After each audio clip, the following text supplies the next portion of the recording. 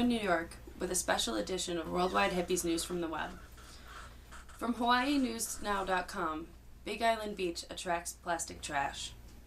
A beach that was once a place where Native Hawaiians used to come to find logs for their voyaging canoes is now a place where tons of trash winds up every year. A once scenic beach on the Big Island is now a disturbing reminder of the pollution spoiling the world's oceans. It's one of the most picturesque places on Earth, and sadly, it's one of the most polluted. It's Camilo Beach on the southern tip of the Big Island. Because it's constantly exposed to the trade winds blowing directly on shore, it winds up being a gathering place for marine debris from all over the Pacific. Specifically, it's become an accumulation zone for plastic trash.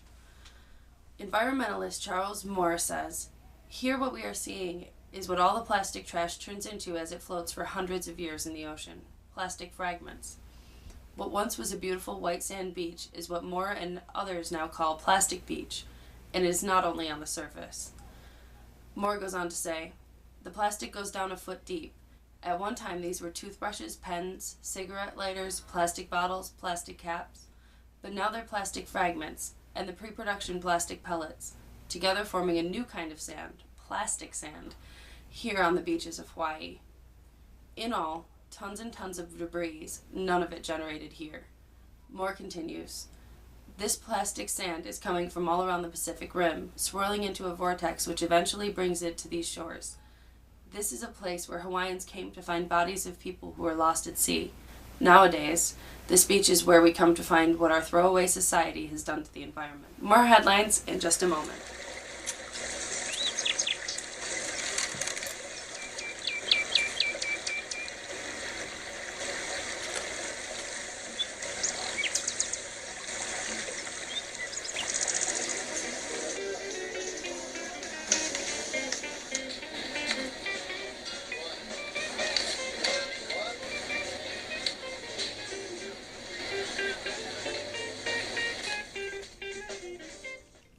Welcome back.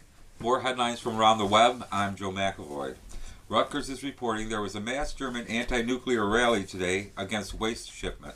Tens of thousands of protesters took part in one of the largest anti-nuclear rallies in years Saturday, as the first shipment of waste in 2 years was slowed by activists on its way from France back to Germany. The transport has become a tense political issue this year due to anger over Chancellor Angela Merkel's decision to extend the lifespan of Germany's 17 nuclear power plants in the face of overwhelming public opposition. The waste transported Saturday originated in Germany and was reprocessed at the French nuclear group Arviata's processing plant in Lake Hague for storage in a site in the northern town of Gordelin. Merkel urged those taking part in the rally to refrain from committing criminal acts while attempting to stop the convoy of 11 train cars carrying 154 tons of waste. The train was held up for hours by an earlier demonstration near the German-French border when thousands of activists blocked the tracks. The waste shipment is expected to arrive in Gordelin near the central city of Dannenberg Sunday. There were some isolated scuffles between demonstrators and police. Also, a group of 150 protesters were trying to dig a tunnel under the road near Gordelin to make it impassable. They threw stones at the police, attempting to stop them. The police responded with clubs and pepper spray. English Alzira.net is reporting that the UN is reporting mass rapes in Angola, the Democratic Republic of Congo border. More than 650 women and girls have been raped during the mass expulsions from Angola to the Democratic Republic of Congo in the past 2 months, according to a body of the United Nations. Many of the victims said they were locked up and tortured for several weeks while they were raped repeatedly by security forces. The report by the UN Children's Fund said 6,621 people arrived in Congo's western Kasai province in 2 waves during October. It is not clear on which side of the border the rapes took place. The conditions of expulsions are still terrible, they said. In many cases, sexual violence is reported and even cases of torture, citing 657 instances of sexual violence based on evidence collated by the welcome committees on both sides of the border.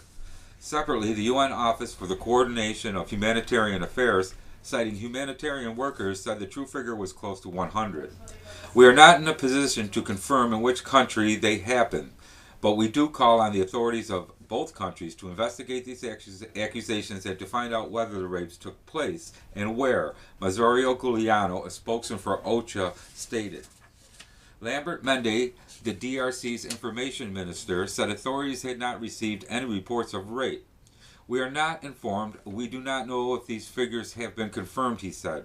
There are expulsions. Perhaps there are rapes, but we have not received no complaints, and we do not want to launch a dossier. Report comes in the wake of an international outcry triggered by the rape of at least 303 civilians in eastern Congo between July 30th and August 3rd by rebels in the town of Luvungi. MetroUK.com is reporting that two monks will undertake a 500-mile journey on their knees. The pair of Buddhist monks are about to make the 500-mile journey on their knees to the religious holy shrines in China. The two monks will spend 2 months crawling to 99 temples on their way to the Puto Mountains in eastern China, until they reach a statue of Guinan, the Buddhist goddess of mercy. Each night the pious pair will sleep under the stars in sleeping bags without even a tent to cover them, say helpers from their home temple in Ganu, southern China. They will crawl, and then every third step they will stop and bow as a sign of respect to the goddess, explained one. We'll be back in a few minutes with more news.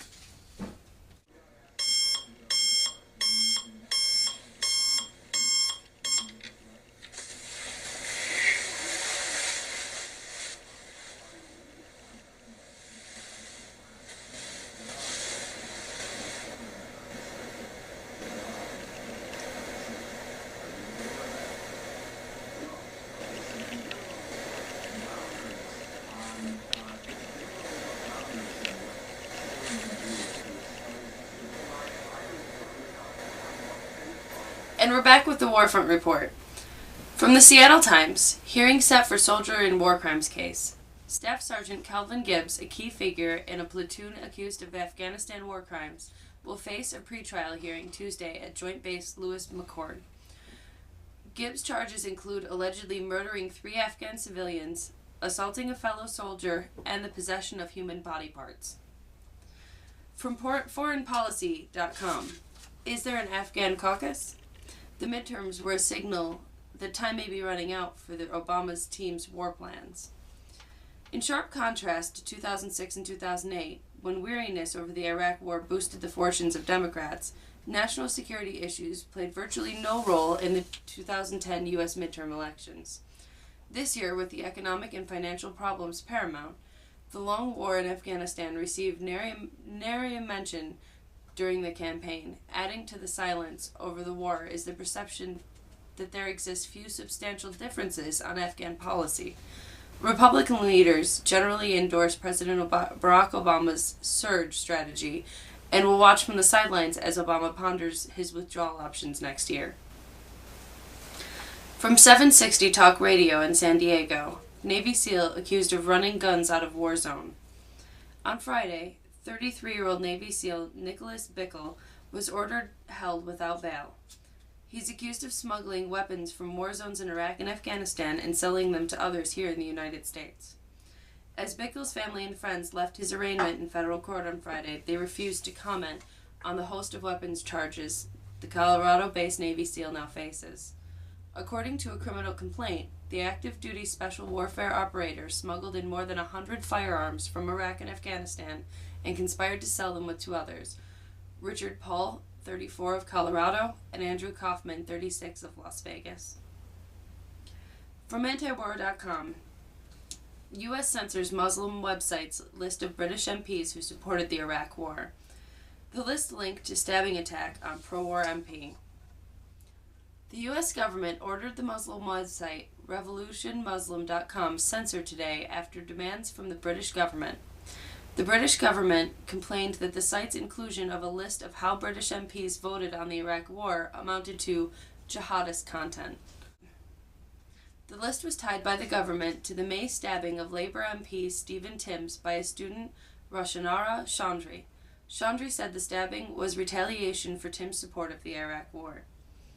But it does not appear that the U.S.-based website was the source of Chandri's information, and indeed the site appears to have put up the list after the stabbing. Officials also claimed the site included an advertisement for kitchen knives, but it's unclear if this was just a coincidence. And from the CBS Evening News, Army reports record number of suicides. After returning from Iraq in 2006, Staff Sergeant Sarah Campbell Haster was looking forward to enjoying life, newly married to a soldier who had also just returned from war, reports CBS News correspondent Don Teague. Hester says, "He was just funny. He was the ultimate prankster, very solid with the unit." But secretly, her husband was a man in crisis, unable to readjust to life after war. Hester continues, "Iraq changed him. He came back kind of an angry man." 1 month after their wedding, Richard Hester, 34, committed suicide. Hester goes on to explain, "I always sympathized with him, empathized I guess, would be the word, and understood and never blamed him. And now I'm just like, you left 2 little girls without a dad. You left me with a mess to deal with. Why would you do this?" It's a question the Army is struggling to answer as well. The Army's suicide rate is now double the national average. There were 162 suicides in Army ranks in 2009, a record. Fort Hood has a record 20 confirmed or suspected suicides this year, 4 just in 1 week in September. Worldwide Hippies needs your help. Site creators are searching for volunteer correspondents from around the world to check in weekly and report the news and views in your country. Contact the site creator if you're interested. We need your help to make Worldwide Hippies truly worldwide.